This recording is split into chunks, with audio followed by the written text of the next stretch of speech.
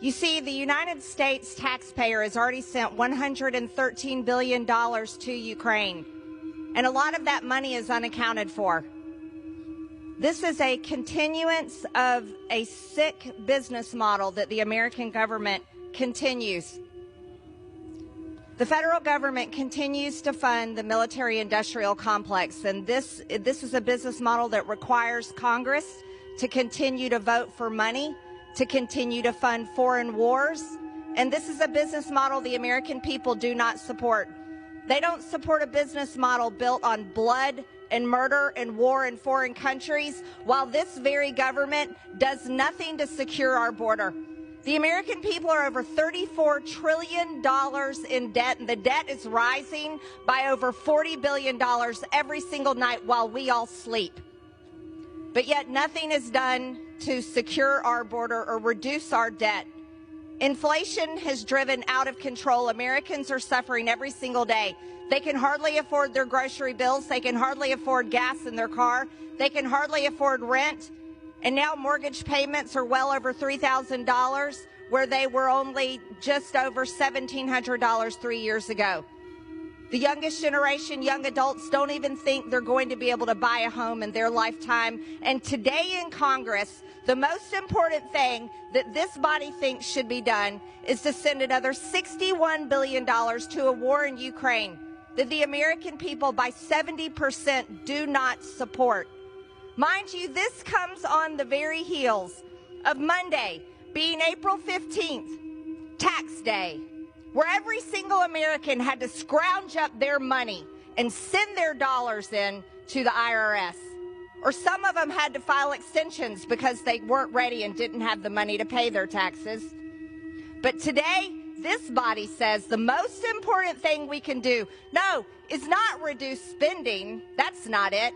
Not to do anything to drive down inflation. Oh, no, we can't do that for the American people. It's not to secure our own border that is invaded every single day, by people from over 160 different countries. No, don't secure the American border. Let everyone in. We have over 1.8 million known gotaways. We don't know who these people are. And yet you have members of this body talking big and tough about, oh, we have to defeat Russia. Oh, we have to protect Ukraine. But yet all of you are unwilling to protect the American citizens that pay your paycheck, pay the light bills in this building, and pay for this entire federal government. For what? For nothing. Ukraine is not even a member of NATO.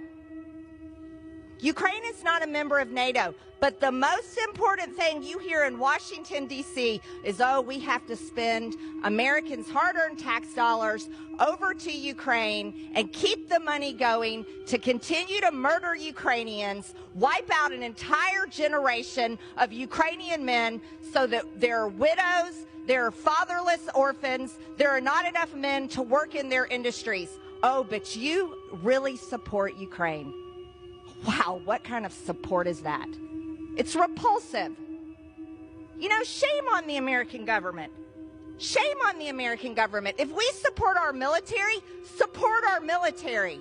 We should be funding to build up our weapons and ammunition, not to send it over to foreign countries to kill foreign peoples.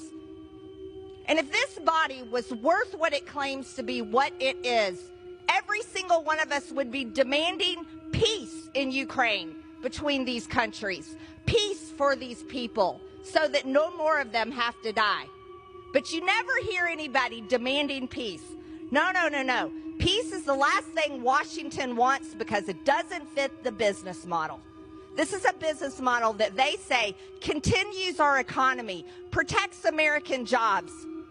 What a disgusting business model.